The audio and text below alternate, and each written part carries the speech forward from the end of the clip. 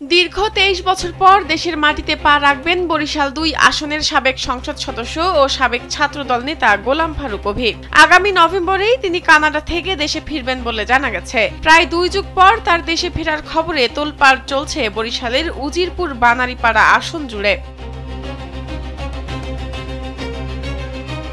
তবে দেশে ফিরলেও নির্বাচনে অংশ নেবেন কিনা সে বিষয়টি স্পষ্ট করেননি ৯০ দশকের আলোচিত ছাত্রনেতা গোলাম ফারুক অভি। অবশ্য নির্বাচনে তার প্রস্তুতির বিষয়ে ইঙ্গিত দিয়েছেন স্বজন ও অনুসারীরা। জীবন অবাক না করলে কে করবে? ২৮% মিল্ক ফ্যাটের অবাক করার সাথে ফ্রেশ মিল্ক পাউডার। জীবন অবাক করুক প্রতিদিন। একটা লোকমুখে শুনি যে সে দেশে আসবে এবং নির্বাচনও করবে, সম্ভাবনা আছে। সে যদি দেশে আসে কোনো দল বল থাকবে না, ব্যক্তি অভিকে সবাই ভালোবাসে।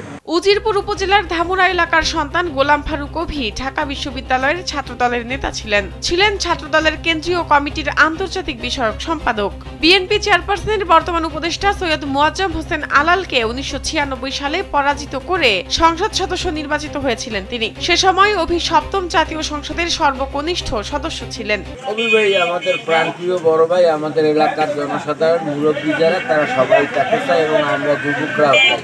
সে অনেক চিন্তাবাদ নেই, আমরা আশাবাদী ইনশাআল্লাহ আল্লাহ তাকে জানান। আমরা আমাদের এইখানে রাস্তাঘাট এগুলো সব কিছুতেই সমস্যা ছিল।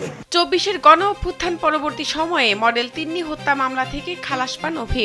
এরপর থেকেই তার দেশে আসার গুঞ্জন জোরালো হয়। সম্প্রতি গণমাধ্যমে দেওয়া একটি সাক্ষাৎকারে কানাডা থেকে ফেরার বিষয়টি নিশ্চিত করেন তিনি। অভি দেশ ছাড়ার পর থেকে তার মা ঢাকায় একাই থাকতেন। এরপর থেকে তাদের উজিরপুরের বাড়ি অনেকটা পরিত্যক্ত হিসেবেই ছিল বলে জানান স্বজন ও এলাকাবাসী। উজিরপুর উপজেলা স্বেচ্ছাসেবক দলের সাবেক যুগ্ম আহ্বায়ক সেলিম সরদার জানান, গোলাম ফারুক অভি এখনও তার সংসদীয় আসনে জনপ্রিয়।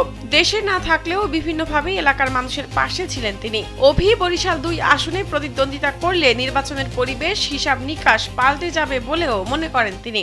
আসলে অবশ্যই করবে, কারণ সাধারণ ভোটারটা ওনার ব্যক্তিগত অন্ততপক্ষে এখনো উজিরপুরে উনি অপ্রতিদ্বন্দ্বী।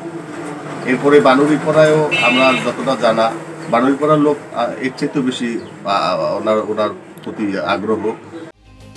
শাহনাজ পারভীন, কালবেলা।